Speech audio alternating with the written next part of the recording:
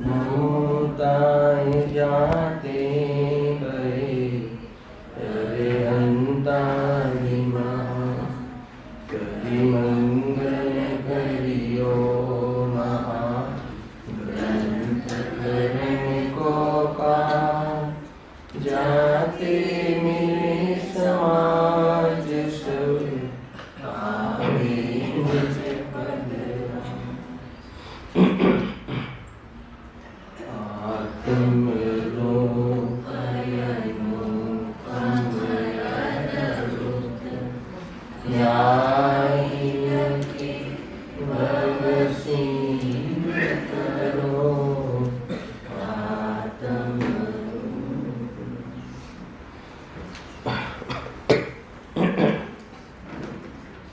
श्री मोक्षमार्ग प्रकाशक ग्रंथ से 7મા અધિકાર ઉપર આપણે સ્વાધ્યાય ચાલી રહ્યો છે. યોગાનુયોગ આજે પૂજ્ય બેન શ્રીની સમ્યક જયંતિ છે. આજે છે ને અંતિમ દિવસ છે ને, મનાવી રહ્યા છીએ. એવું અપૂર્વ કાર્ય કર્યું આજે પૂજ્ય બેન શ્રી કે જે અનંત કાલથી કર્યું. પોતાના ઘરનું એડ્રેસ મળી ગયું આજના દિવસે. મોક્ષ માર્ગમાં પ્રવેશ કર્યો, એડમિશન કર્યું. સમજી લો, અનાદિથી પોતાના દર્શન કર્યા વગરનું પરિણામ ને ભાગ કરી અને આત્માના દર્શન કર્યા એવી અપૂર્વ ઘડી એના જીવનમાં આવે એ દિવસ કેટલું મહાન હોય. બહુ મોટી વાત છે. સંસાર સીમિત થઈ ગયો, અનંત સંસારની સમાપ્તિ થઈ ગઈ. અલ્પ સંસારના ભાવ કરવાની પ્રતિજ્ઞા લઈ લીધી. સમજવા જેવું છે. કુલ મળીને આવા કોઈ પ્રસંગ જે બન્યા હોય, ઘટના હોય, આવી ઉત્કૃષ્ટ એનો આધાર બનાવી, નિમિત્ત બનાવી અને આપણે પણ એવા કાર્યમાં પ્રેરિત થવું જોઈએ. મૂળા પ્રસંગોનો એ જ ઉદ્દેશ. દરેક જીવ પંચમ કાલમાં આ પરિસ્થિતિઓમાં આત્મદર્શન કરી શકે છે. સ્ત્રી પર્યાય બી આ કાર્ય કરી શકે છે.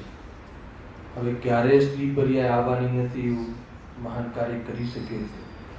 અને ભાવનો અભાવ થઈ ગયો એટલે ભાવનો અનુભવ જ ન રહ્યો એવું મહાન કાર્ય જેના જીવનમાં થયું હોય તો એ મહાન કાર્યને લક્ષ્યમાં રાખી અને આપણે પણ એ કાર્ય કરવા માટે પ્રેરાવવું જોઈએ, તૈયારી કરવી જોઈએ.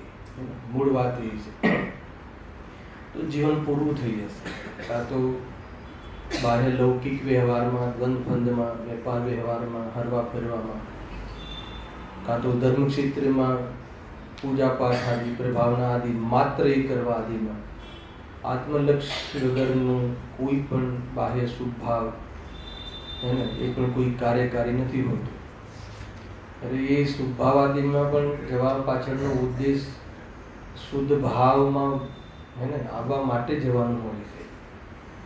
એ બધી ચર્ચામાં સમ્યક્ત જયંતિમાં આપણે વિચાર કરવો જોઈએ, ચિંતન કરવું જોઈએ. આપણે ચાલતો વિષય જે નિશ્ચયાવાસી મિથ્યા દ્રષ્ટિના અંતર્ગત નિશ્ચયાવાસીની જે સ્વચ્છંદતા છે એ પ્રકરણ ઉપર ચર્ચા ચાલુ કરી છે. એમાં જે મુક્તિના માર્ગમાં જે બાહ્ય સાધનો છે એનો આ સર્વથા નિષેધ કરે છે. એના એ અભિપ્રાયનું ખંડન પંડિતજીને કરે છે.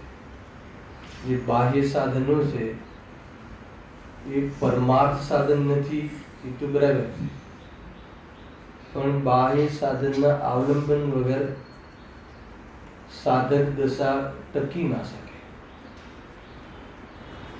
સાધક દશાની જે ચર્યા છે એ જ વાસ્તવમાં બાહ્ય સાધન છે. અને એ ચર્યામાં રહીને સ્વરૂપમાં ચરવાનો પુરુષાર્થ કરે તો એ બાહ્ય સાધનને પણ ધર્મના સાધન, નિમિત્ત સાધન, નિમિત્ત કારણ તો ઉપચાર કરવામાં આવે છે. આટલી વાત છે એમાં, પણ એ તો સરળતાથી સિદ્ધ જ કરે છે. અને એના અંતર્ગત આપણે પેજ નંબર 207 ઉપર જે તપસ્યરણ આદિ સાધનની વાત હતી એ જ આવે છે ને, કે વળી તે તપસ્યરણને વ્યર્થ ક્લેશ ઠરાવે છે. ત્યાંથી આપણે વિષય પ્રારંભ કરીએ છીએ. તો જે તપસ્યરણ આદિ છે એ જે બાહ્ય તપ છે, એ બાહ્ય તપ જે કાર્ય છે એ નિશ્ચય તપ વધારવા અર્થે, અર્થાત તો સ્વરૂપની લીનતા વધારવાના બાહ્ય સશક્ત કારણ છે. કયા કારણ છે? નિમિત્ત કારણ છે. એટલો ખ્યાલ રાખવાનો. તો અહીંયા એને ક્લેશ ઠરાવે છે. એમ અહીંયા પંડિતજી કહે છે કે એની આ અભિપ્રાય છે. છતાં બી જો જેને ગઈ વખતે વાત કરી હતી, આ થોડી 4-5 પંક્તિઓ ચાલવી ગઈ હતી, થોડું 2-4 વાત કરીને આગળ વધીએ છીએ, કે જેને તત્વનો નિર્ણય જ નથી, એને તો તપ કરે કે ના કરે કાંઈ મતલબ જ નથી, ફરક પડતો નથી. પણ જેને તત્વનો નિર્ણય છે, જેને વેદજ્ઞાન રૂપ પ્રવૃત્તિ જેના જીવનમાં છે, એ રીતે વિચારે છે કે જ્યાં બાહ્ય તપ આદિ જે છે એ વાસ્તવમાં પરમાર્થી ધર્મ નથી. એના અભિપ્રાયમાં તો એ પ્રકારે જ માને છે, પરંતુ એ એના જીવનમાં એનો સહારો પણ લે છે. રાગાદિ ઘટાડવા અર્થે, રાગાદિને મર્યાદામાં લાવવા અર્થે બાહ્ય અનશન, અમોદર્ય, વ્રત પરિસંખ્યાન, રસ પરિત્યાગ એવા પ્રકારના પરિણામ, એવા પ્રકારની ક્રિયાઓ દ્વારા રાગને, નિયમિત રાગને એ પ્રકારથી મર્યાદામાં લાવી, એ જે પોતાના જે ભૂમિકા યોગ્ય આવાવાળા ભાવોમાં પણ મર્યાદા કરી, એના આ ભાવનો પુરુષાર્થ આત્મા આશ્રયથી કરે છે. આ એની લાઈફસ્ટાઈલ છે એમ વિચારવું જોઈએ. હવે પંડિતજી શું જબરજસ્ત આનો જવાબ આપે છે, એની માન્યતા ખાલી આટલા જ પદમાં આપી દીધી. તપસ્યરણ આદિને વ્યર્થ ક્લેશ ઠરાવે છે. પંડિતજી એનો જવાબ આપે છે, અદ્ભુત છે. પણ મોક્ષ માર્ગ થતા તો સંસારી જીવોની ઉલટી પરિણતિ જોઈએ. શું કહે છે? સંસારી જીવોથી ઉલટી પરિણતિ જોઈએ. બહુ સ્પષ્ટ વાત કરી, ફરતી બોલું છું. મોક્ષ માર્ગ થતા તો સંસારી જીવોથી ઉલટી પરિણતિ જોઈએ. માનો કે તું કહે છે કે મેં આત્મદર્શન થઈ ગયા છે, હું સમ્યક દૃષ્ટિ છું, નિશ્ચયવાસી માને છે ને, હું જ્ઞાની છું, મોક્ષ માર્ગી છું.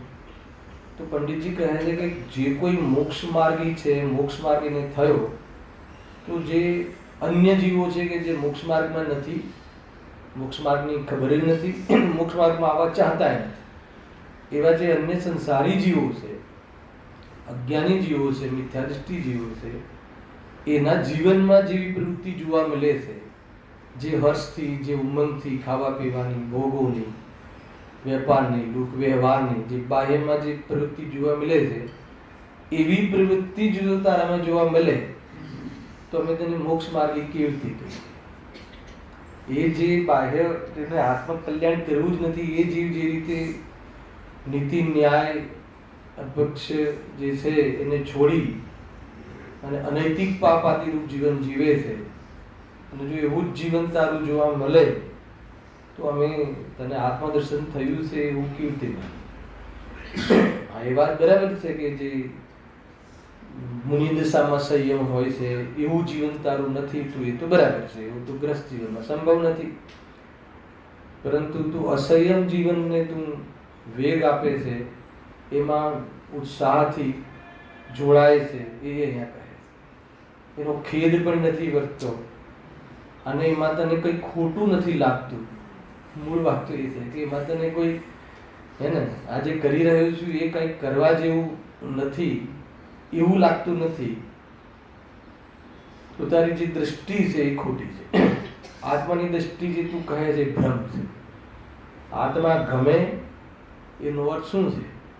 કે આત્મા રાગ રહિત છે.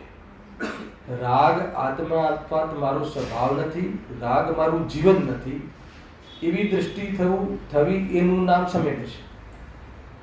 ખ્યાલ આવે?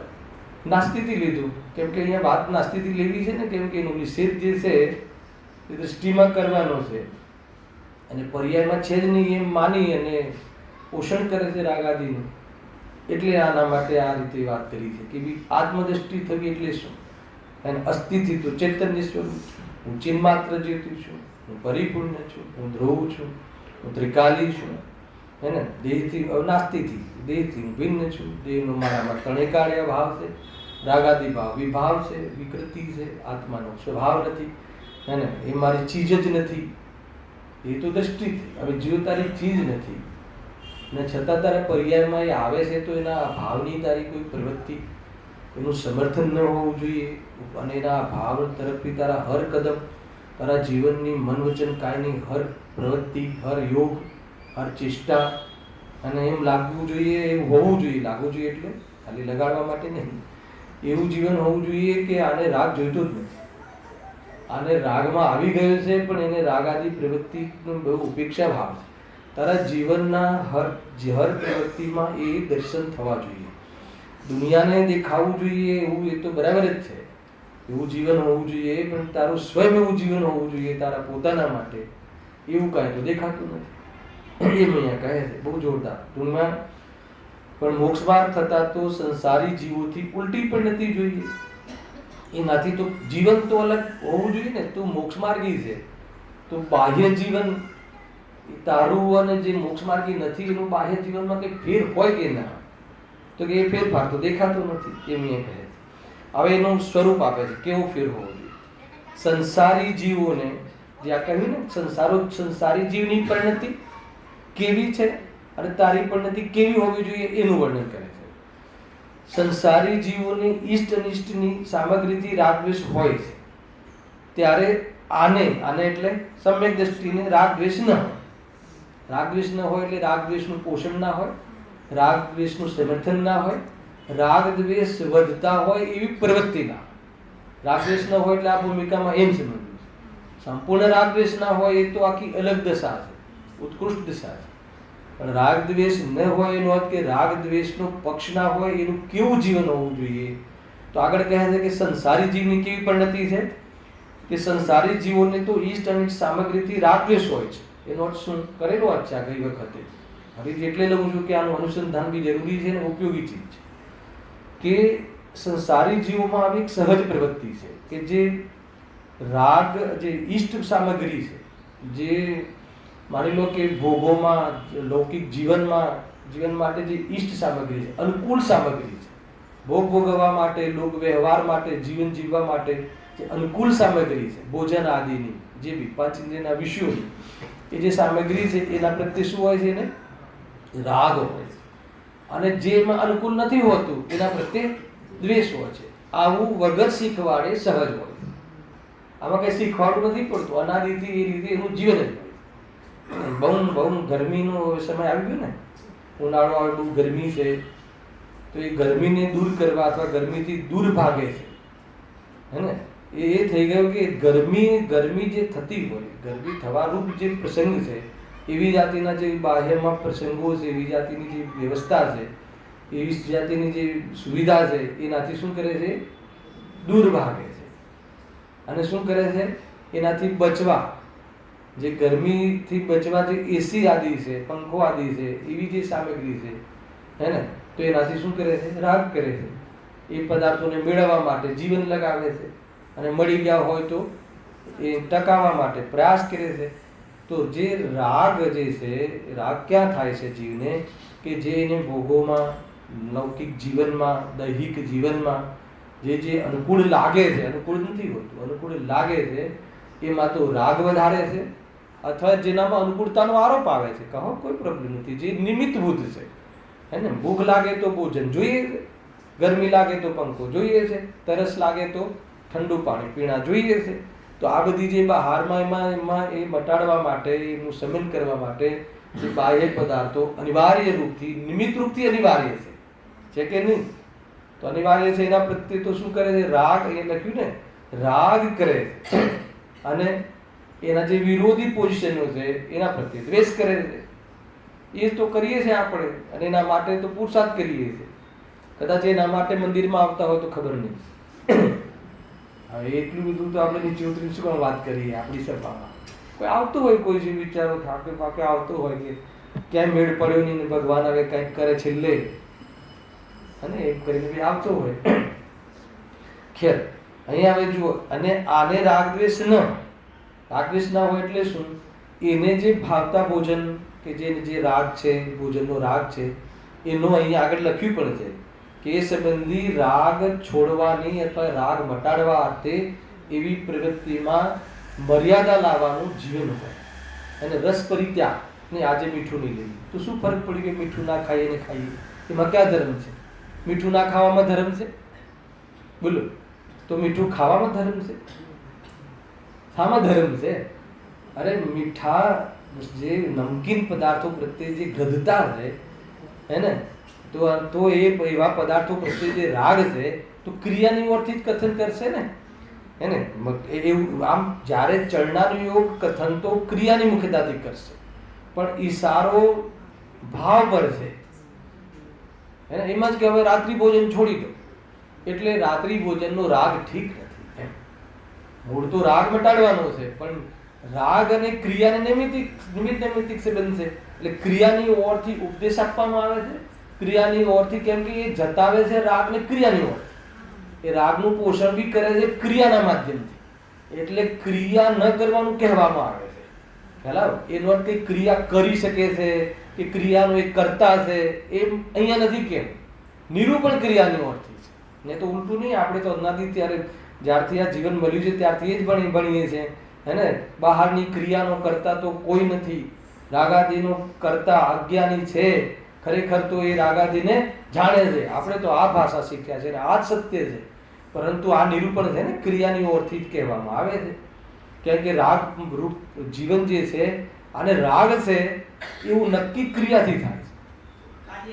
હા, ઉપચાર આપવામાં આવે. એટલે ક્યારેક ક્રિયાની ઓરથી વાત બહુ કરવામાં આવે ને, તો એમ નહીં સમજી લેવું કે ક્રિયા કરી શકાય છે કે ક્રિયા કરવાનું કહ્યું છે, કે ક્રિયાની વાત નથી.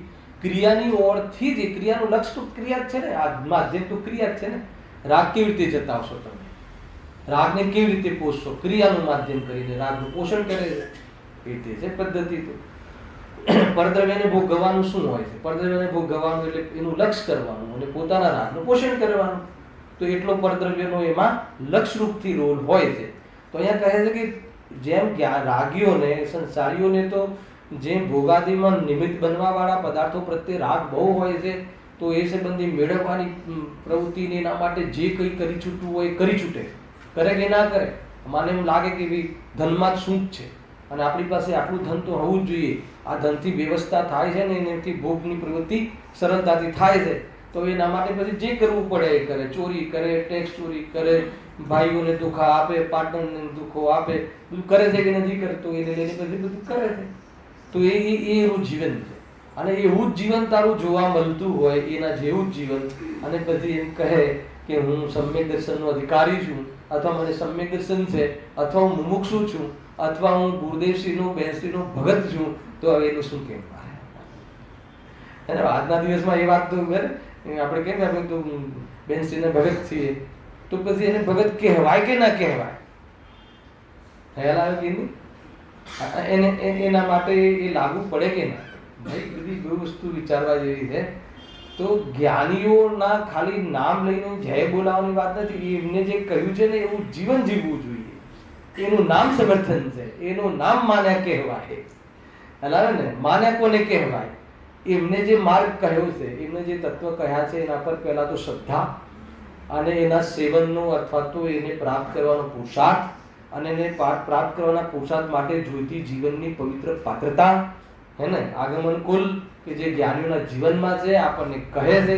અગર એ આપણા જીવનમાં કાંઈ ના દેખાય અને ખાલી લિસ્ટેડ મુમુક્ષુ હોય, હે ને? ખાલી એનું પત્રક બનાવીએ ને, આપણે શું બનાવ્યું છે, બુક, એ રીતે, તો કે એ કાંઈ મતલબ નથી. ફોર્મ ભરવાથી શું થાય? એટલે આ સમજવું જોઈએ. એને તો ખ્યાલ જ નથી. જો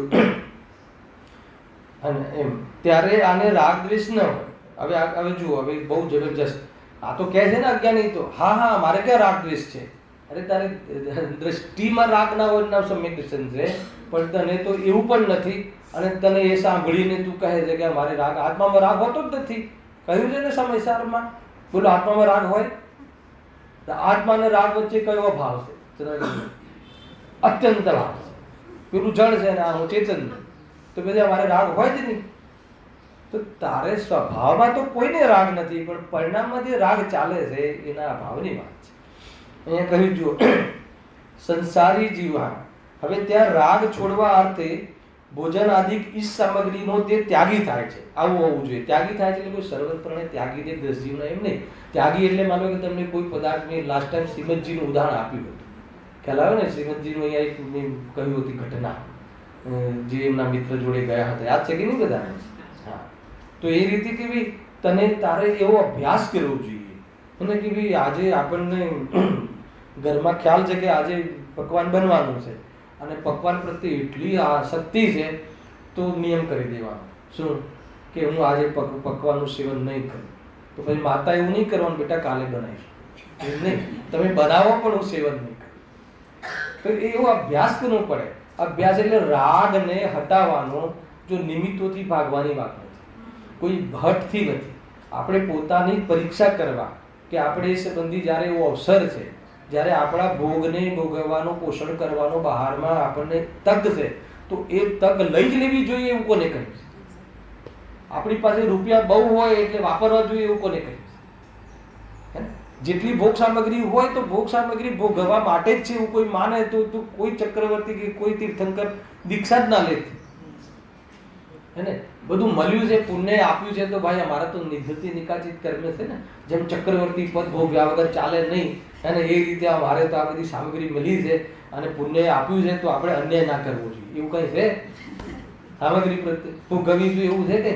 અરે એવી સામગ્રી મળી હોય તો તમને તો ઓર ચાન્સ છે કે એવી સામગ્રી મળી હોય તો બી એના વગર હું રહી શકું અને મને એના વગર મારી આસક્તિ ઘટાડી શકું, તો એવી જાતિનો અભ્યાસ કરવો જોઈએ. એવું જીવન સમ્યક દર્શન થયા પછી સંપૂર્ણ રાગ અભાવ કરવાની જેની પ્રતિજ્ઞા છે. સમ્યક દર્શન એટલે શું?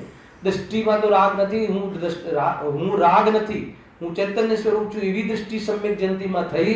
હવે જે રાગ છે એનો અભાવ કરવાનો છે, પ્રતિજ્ઞા કરી. જ્યારે મારું સ્વરૂપ જ નથી તો મારી પર્યાયમાં એનું શું કામ?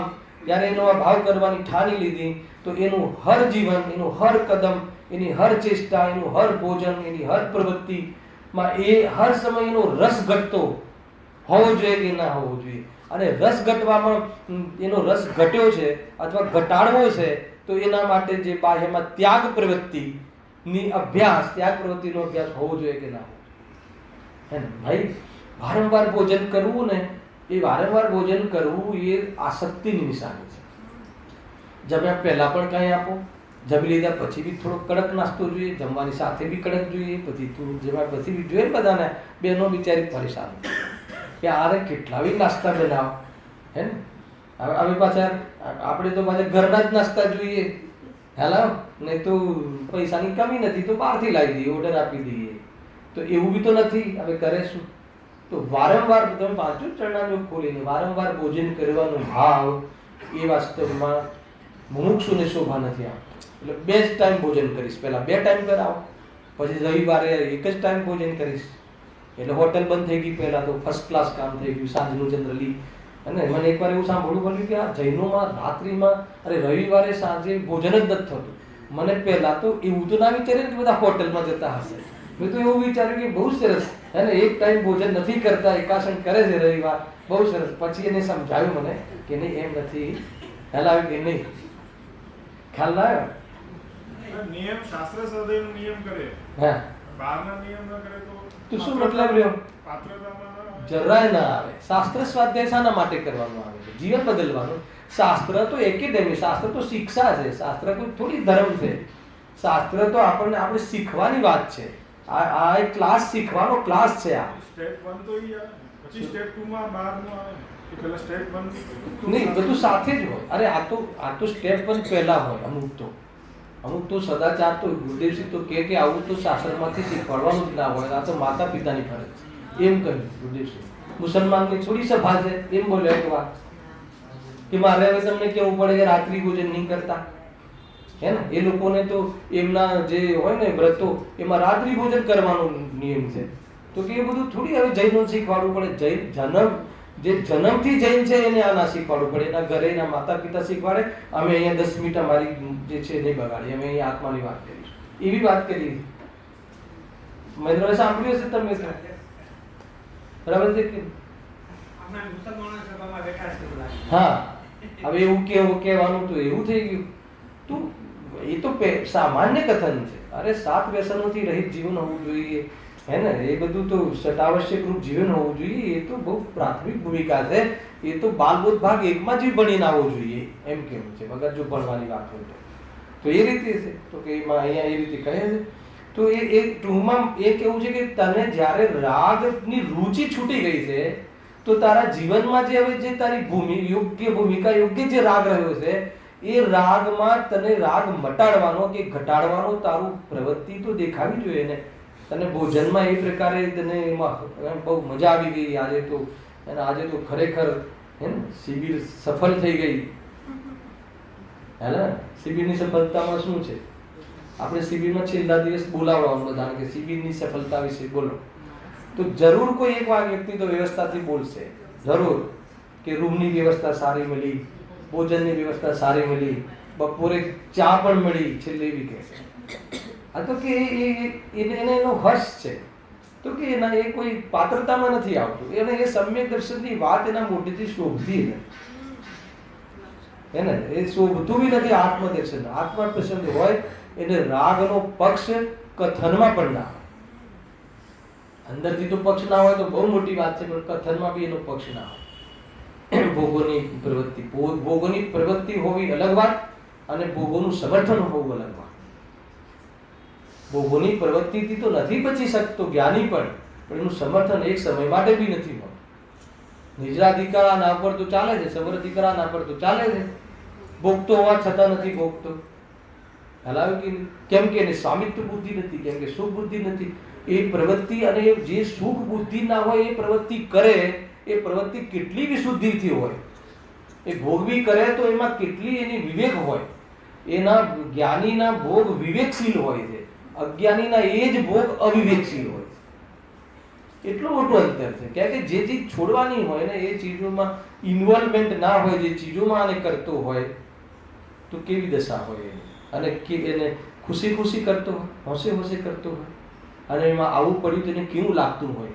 અરે આવું પડતું હોય, એમાં એના વશ થઈ જવાતું હોય તો એને કેવું લાગતું હોય.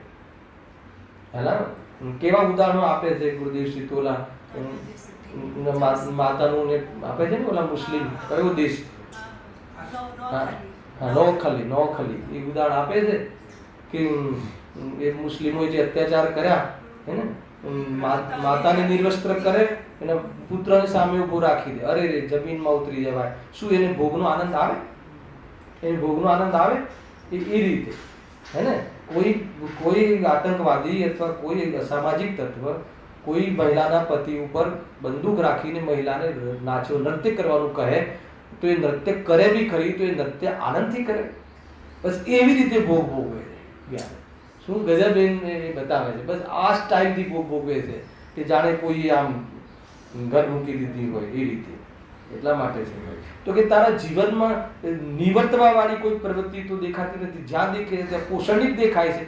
ના ના, અમને અંદરમાં દ્રષ્ટિ છૂટી ગઈ છે, પણ આ તો બસ અમારી એકત્વ બુદ્ધિ છૂટી ગઈ છે અને હોય છે. અરે એકત્વ બુદ્ધિ છૂટી બી ગઈ હોય અને કોઈ તને ઈશારો કરે તો તારે એનો ઉપકાર માનવો જોઈએ કે અરે શિથિલતા આવી ગઈ સાહેબ, તમારો ઘણો ઉપકાર છે. પછી વ્યંગમાં કહેતો હોય કે તમારી નિંદા કરવા કહેતો હોય, એ જાણે. આ હું તમને પ્યોર કેવી રીતે વર્તું. હવે બની શકે કે તમારે નહીં વિચારવાનું કે આ બધાની વચ્ચે મારી નિંદા માટે કહે છે. ટૂંકમાં છે ને આપણા એવા પરિણામ, તેવા પરિણામ છે, તો એવા પરિણામને મટાડવા માટે તે ઇશારો જે બી એંગલથી કર્યો હોય તારા અભિપ્રાયમાં, પણ તે મારા માટે તું ઉપકાર કર્યો કે સાહેબ તે મને મારી શિથિલતાનું જ્ઞાન કરાવી દીધું, શાબાશ, થેન્ક યુ, એમ કહેવાનું ક્યારેક. આ રીતે છે.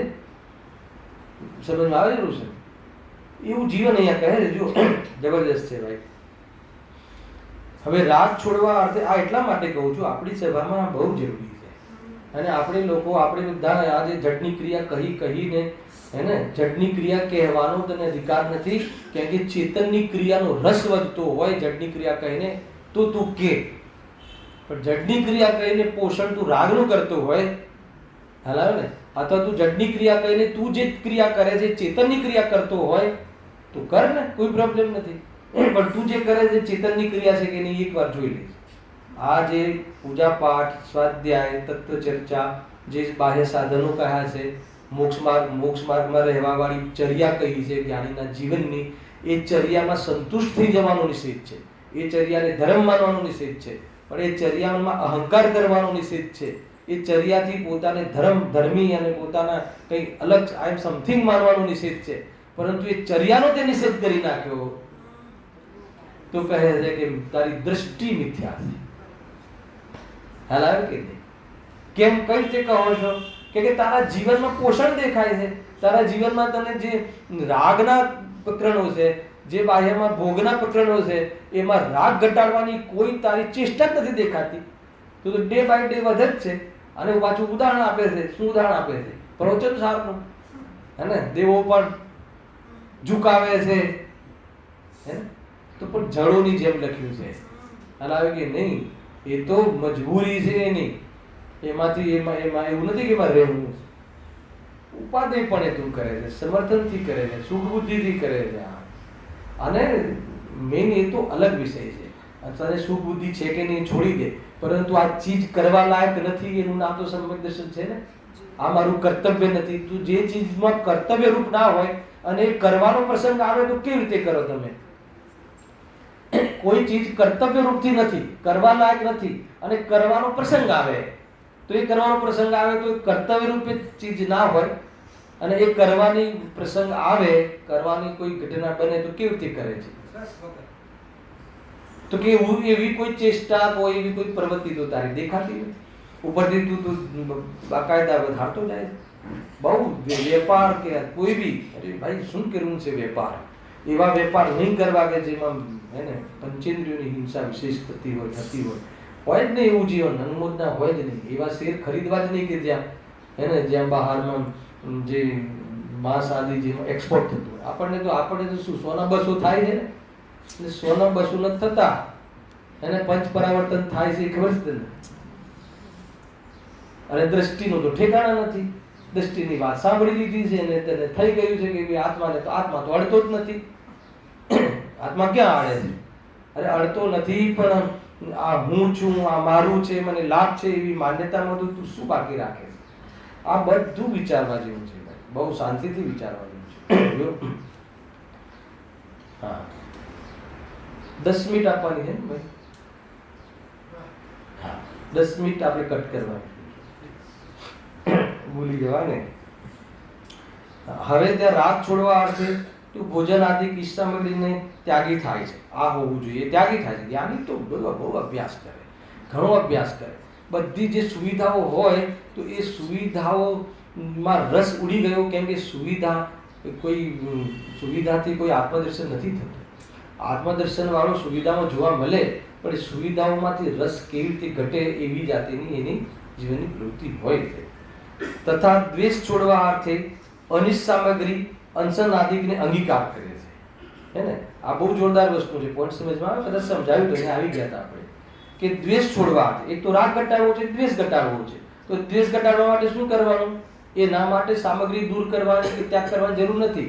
એના માટે તો એમ કહ્યું કે જે તને ભોજન આદિમાં જે અનિષ્ટ છે, ભોજન માટે અનિષ્ટ કોણ? અંશન, હે ને. અંશન આદિ તો એ અનિષ્ટ સામગ્રી થઈ ગઈ, અનિષ્ટ પ્રસંગ થઈ ગયો, તો એને તો અંગીકાર કરે.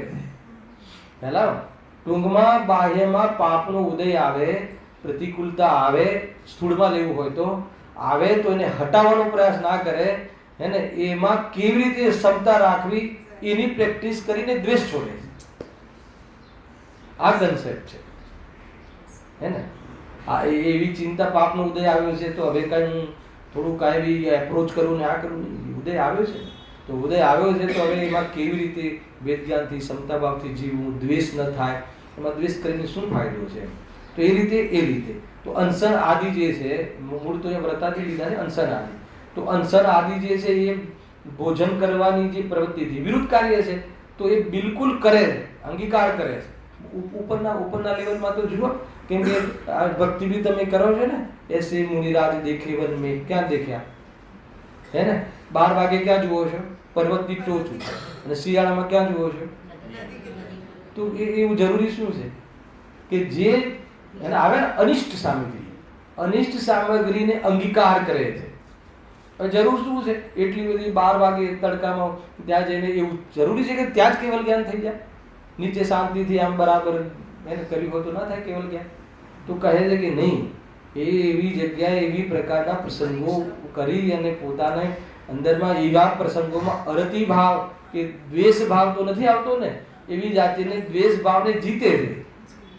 તો એ તો ભાઈ એ લેવલ ઊંચું છે, તો આપણે આપણા લેવલમાં તો હોવું જોઈએ. જો એમની જ્યાં એ વિધિ ને આપણી વિધિમાં અંતર છે, થોડુંક સમજો.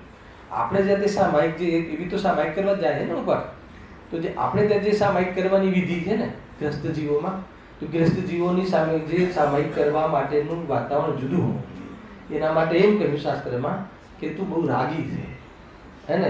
તને બહુ તારે મોહી જીવ છે ને, રાગી જીવ છે ને, એટલે તારે તો કોઈ એવા વાતાવરણમાં બેસવું, એવા ટાઈમમાં બેસવું પહેલા કે તારો રાગ જલ્દી ભડકે, હે ને? એટલે 5 વાગ્યાનો સમય, સવારનો સમય, બ્રહ્મ મુહૂર્ત. તો એ સામાયિકનો કાલ છે, સ્વાધ્યાયનો કાલ નથી. સ્પેશિયલ પોતાના કે વખતે વિકલ્પો બુદ્ધિપૂર્વક કરવાનો કોઈ મતલબ જ નથી. એ વખતે કોઈ દુકાન ખુલતી નથી, હે ને? એ રીતે.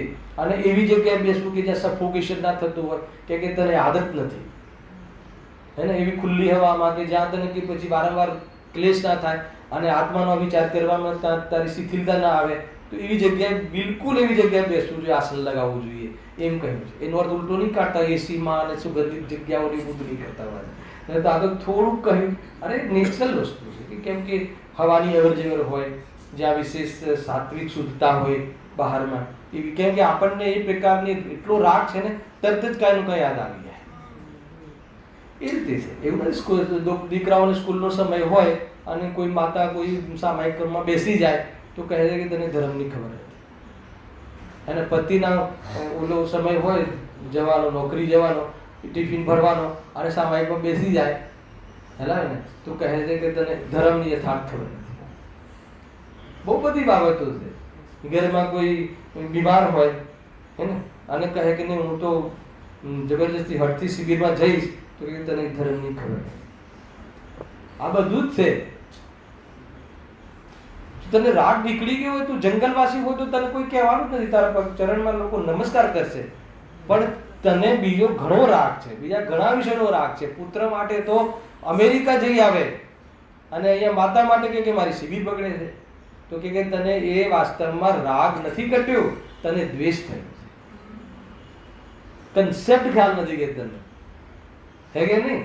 આ પોતાના દીકરીનું એડમિશન આવે કે એ બીમાર પડી જાય તો ભાઈ મારી દીકરી બીમાર છે અને એટલે નથી આવ્યો, અને સામે બધા હા નહીં બરાબર છે, જવું જ પડે ને, હા વાંધો નહીં, મારું કંઈ કામ હોય તો કહેજો, હે ને, હું બી આવી શકું છું. વળી પાછું એ સપોર્ટ, વાંધો નથી, એટલો રાગ આવે એની ચિંતા નથી. પણ એની સામે માતા બીમાર પડે તો આમે હવે તમારે ઉંમર તો થઈ જ ગઈ છે, અરે શું બોલે છે તું, હે? ભગવાન આત્મા તને ગમે છે એ વાત અમે કેવી રીતે માની? ભાઈ બહુ બધી બાબતો છે કે સામાન્ય બાબત નથી આ. એટલે જે જ્ઞાની ધર્માત્મા હોય છે તો એવી પોઝિશનોમાં પોતાને ચકાસે છે, પોતાના પરિણામોનું નિરીક્ષણ કરે છે, અને દ્વેષભાવ ન પ્રગટ થાય અથવા દ્વેષભાવ ઘટે એટલા માટે એવી પોઝિશનોને આવકારે છે. ગજબ છે જૈન શાસન. કોઈ પ્રતિકૂળતાઓને આવકારે, હા પ્રતિકૂળતાને આવકારે છે, આવ કે શાબાશ, હે ને, નેજરા થવાનો માહોલ છે આ. અત્યારે હું સામર્થશાળી છું, તું આવીને તારું ફળ આપ, અને હું મારામાં રહેવાની મારી પાસે ક્ષમતા છે, તો નવા બંધ નહીં થાય. ભાગવાનું કે પલાયનવાદનો માર્ગ નથી. લોકો જૈન શાસનને જૈન ધર્મને કહે તમારે ત્યાં બધા પલાયનવાદી છે, જવાબદારી ના સંભાળવી હોય, પલાયનવાદીની વાત નથી કહેતા. હલાવે કે નહીં. અને જૈન શાસનમાં જે જીવોની પ્રત્યે દયા અને જીવોની પ્રત્યે જે કરુણા ભાવ, માતા પિતાની નિસ્વાર્થ ભાવે સેવા કરવાનું કહ્યું છે ને, જે શ્રાવક ધર્મમાં, એવું તો કોઈ જગ્યાએ કહ્યું નથી. આવે છે કે નહીં? સીતા માતા પેલા જટાયુ માટે કહે છે પંચમ પુરસ્થાન વર્તી છે, એની સેવા કરજો. બહુ ખ્યાલ જ નથી કે શું છે, પણ એ કોઈ ધર્મનું પરિણામ છે એટલો એક સમય માટે પણ અહંકાર ના આવે, નહીં તો પરિગ્રહનું પાપ લાગે છે. પરમાણુ માત્રમાં પણ એકત્વ નહીં, અને કશાયની અતિમનતામાં પણ હર્ષ નહીં, કે એના પ્રત્યે કોઈ ક્રેડિટનો ભાવ નહીં, હે ને? એ રીતે છે. બહુ ઉત્કૃષ્ટ માર્ગ છે આ યોગ. જો હવે જો આગળ, જો સ્વાધીનપણે એવું સાધન થાય, આ ખ્યાલ આવ્યો?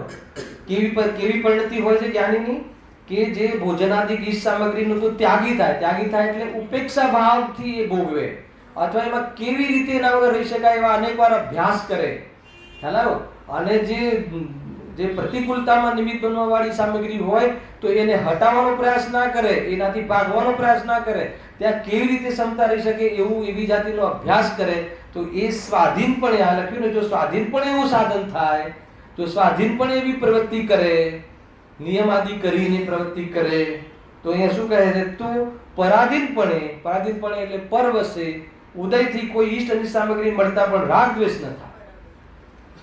જો આપણો આવો અભ્યાસ હોય અને પછી ભોજન ના મળે તો અભ્યાસ તો છે જ, અને ઉપરથી આપણે થેન્ક્સ કહીએ કે ઓર અમારે તો અમારા માટેનો ઉપયોગ બચાવવામાં આ મને તો નિમિત્ત બન્યા તમે, શાબાશ. હર ઘટના પોતાના માટે થેન્ક્સફુલ છે, હે ને? માનો કે બહુ આતંક ફેલાય તો સંસારની અસારતા ખ્યાલ આવે છે, તો આપણા માટે થેન્ક્સફુલ છે. આતંક થેન્ક્સફુલ નથી, આપણા માટે એ પરિસ્થિતિ અસારતા લાગી સંસારની એના નિમિત્તથી, એટલા માટે આપણા માટે નિમિત્ત બને. હા છે ને અપૂર્વ અવસરમાં ભાઈ જોરદાર જ્ઞાનની જે દ્રષ્ટિ છે ને, એની હર સમય સંકેલવાની વૃત્તિ છે, હર સમય કેવી રીતે નિવર્તવાની વૃત્તિ છે. એવું નથી કે એને પુણ્યનો ઉદય છે એટલે બસ એ દુનિયાદારી નિભાવીને આ કરવું ને ઠાઠ બતાવવાને એવી જાતિનો કોઈ નિયમ નથી. હલા ઉપરથી એને તો આ રીતનું જે કેવી રીતે કટોતી, કેવી રીતે, કે એકદમ અભાવ થતો નથી, એટલે આવી રીતે નાના નિયમો કરી અને મર્યાદા લાવે, અને પછી આત્મકલ્યાણ માટેનો વિજ્ઞાનનો વિચાર કરે, દઢ કરે, વિતરાગતાનું પોષણ કરે.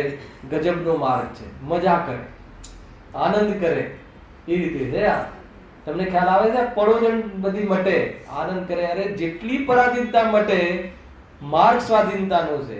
અને જેટલા બહારમાં અવલંબનો, બાહ્ય અવલંબનો જે ઇન્દ્રિય સુખના છે એ તરફથી દ્રષ્ટિ હટે, દ્રષ્ટિમાંથી ઉતરી જ ગયું છે, પણ એ તરફના લક્ષ્ય હટે, બુદ્ધિપૂર્વક લક્ષ્ય ઘટાડે, તો કહે છે કે તું ખરેખર તને રાગ રહિત આત્માની રુચિ છે અથવા રાગની અરુચિ છે. શાબાશ. હલાવે કે નહીં? આ કન્સેપ્ટ છે, એ રીતે છે. જો પેરેગ્રાફ પૂરો કરીએ. જો સ્વાધીનપણે એવું સાધન થાય, ખ્યાલ આવ્યો ને? અર્પિત સ્વાધીનપણે એટલે, જો સ્વાધીનપણે એટલે પોતે બુદ્ધિપૂર્વક એવો અભ્યાસ કરે, તો પરાધીનપણે એટલે પરવશતા. હવે એવું કોઈ પ્રસંગ આવી ગયો, હે ને, ભોજન ન મળવાનો, કાં તો રાગના પ્રસંગો આવી ગયા, તો હા, પરાધીનપણે ઈષ્ટ અને સામગ્રી મળતા પણ રાગ દ્વેષ ન થાય, ત્યાં નોર્મલ રહી શકે, એ વાત છે. હવે જોઈએ તો આ પ્રમાણે હું શું હોવું જોઈએ?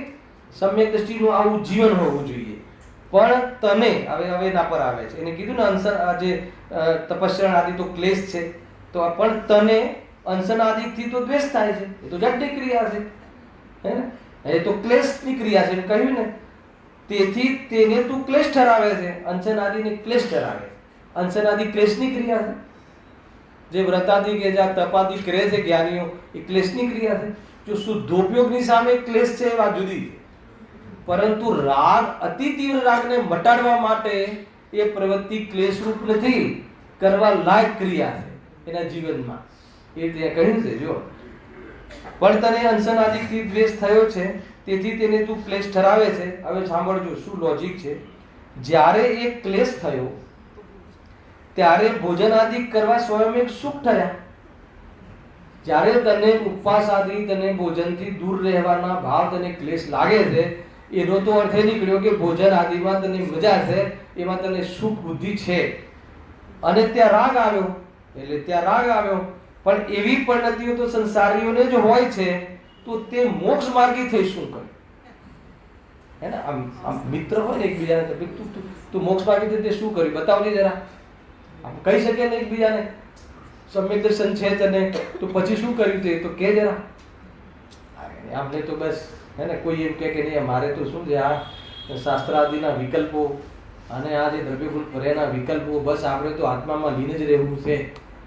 જો એ વિકલ્પની રુચિ ના હોય એવું તો બને, પણ સમસ્ત વિકલ્પનો અભાવ થઈને લીન થવા વાળો જીવ ઘરમાં ના જોવા મળે, એ જંગલમાં જોવા મળે. એટલે ઘરમાં વિકલ્પો આવતા હોય તો તારે વિકલ્પ ચોઈસ કરવી પડશે કે કયા વિકલ્પમાં હું કરવા. આ પણ એક માર્ગ છે. જો વિકલ્પ વાળું જીવન છે, નિર્વિકલ્પ તો છીએ નહીં. હવે વિકલ્પ આવે છે તો કાં તો ભોગ ના આવશે, કાં તો આ શાસ્ત્ર સ્વાધ્યાય ના આવશે, તો તારે ચોઈસ કરવી પડશે કે ભાઈ ભોગના વિકલ્પોથી તો મારે હમણાં બુદ્ધિપૂર્વક, આજે મને કોઈ બોલાવતા નહીં, અને આજે મારે બસ એવો વિકલ્પ છે, મારી વિશુદ્ધિ કામ કરી રહી છે, અને એ કરીને તું શાસ્ત્ર સ્વાધ્યાય કરે, અને શાસ્ત્ર સ્વાધ્યાય તત્વોનો વિચાર કરી અને આત્માની અનુભૂતિનો ઉપાય કરે. આ પદ્ધતિ છે. ના પણ અમને તો દ્રવ્ય ગુણ પર્યાય તો બધા વિકલ્પ છે, તો જટની ક્રિયા છે ને આ છે ને તે છે, હે ને, તો કે ભાઈ તને ખ્યાલ નથી, હે ને, એવી લીનતા વાળી, હા એની રુચિ ન હોવી જોઈએ, પણ એની લીનતા તને એવા જીવોને ન થાય. ગ્રસ્ત જીવનમાં સમ્યક દૃષ્ટિ લીનતાનો પુરુષાર્થ નથી કરી શકતા. લીનતાના પુરુષાર્થ કરવા પૂર્વમાં આ પ્રકારના નિયમોનું પાલન કરે, રાગને ડાયલ્યુટ કરે બુદ્ધિપૂર્વક અને આત્મબળપૂર્વક. આત્મબળનો ઠેકો તો મેઇન છે, અને એ બુદ્ધિપૂર્વક આત્મબળના સહારે બુદ્ધિપૂર્વક આ રીતે ડાયલ્યુટ કરે, અને બધી આ ભાવનો શુદ્ધોપયોગનો પુરુષાર્થ કરી અને ચોકડી અથવા ચોકડીને ફેરવી નાખે અથવા ગુણસ્થાન પલટે. આ માર્ગ છે, આ સિવાય બીજો માર્ગ નથી. એ પ્રમાણે અહીંયા કહ્યું છે. હવે જે પ્રશ્ન છે એ નેક્સ્ટ શનિવાર, કાલે નથી, કાલે અન્ય જગ્યાએ પ્રોગ્રામ છે, તો નેક્સ્ટ શનિ રવિમાં આપણે આ વાત, કોઈ સમ્યક દ્રષ્ટિ પણ તપસ્યા તો નથી કરતા. સમ્યક દ્રષ્ટિ ક્યાં તપાદી કરે છે, તો અમે શું કામ તપ કરીએ? ખ્યાલ આવે ને? મતલબ કે આ એવું કહે છે કે અમે ક્યાં ક્ષુલક કેલક મુનિ છીએ, અને સમ્યક દ્રષ્ટિ તો અસંયમી હોય છે, તો એ તપ ક્યાં કરે છે, વ્રત ક્યાં કરે છે, એટલે અમે નથી કરતા. અરે ગુરુદેવજીના પ્રવચન વાંચજો આજે જઈને, એમાં લખ્યું છે કે સમ્યક દ્રષ્ટિ તપાદી નથી કરતો, વ્રતાદી નથી કરતો, પરંતુ એને સંયમનું અંદરમાં બહુ માન હોય છે, અને અસંયમનો બહુ ખેદ હોય છે. એ લાભ નથી માનતો અસંયમમાં, અને તું તો એમાં એને લાભ બુદ્ધિ થઈ ગઈ. તને ખ્યાલ આવ્યો કે નહીં? આત્મામાં ઉપાદેય બુદ્ધિ છે નહીં, અને પુણ્યભાવમાં હે પણ તું પ્રવૃત્તિ અને પાપને ઉપાદેય કરી નાખે છે. એનું નામ નિશ્ચય પાસે મિથ્યા દ્રષ્ટિ છે. આનું જબરજસ્ત ઉત્તર છે, અને આનો ખુલાસો આપણે નેક્સ્ટ શનિવારે સહેજાનંદી અવિનાશી